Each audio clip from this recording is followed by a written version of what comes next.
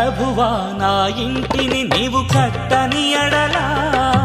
ఇల్లు కట్టు వారి శ్రమ వ్యర్థమయ్యా ప్రభువా నా ఇంటిని నీవు కట్టని ఎడలా ఇల్లు కట్టు వారి శ్రమ వ్యర్థమయ్యా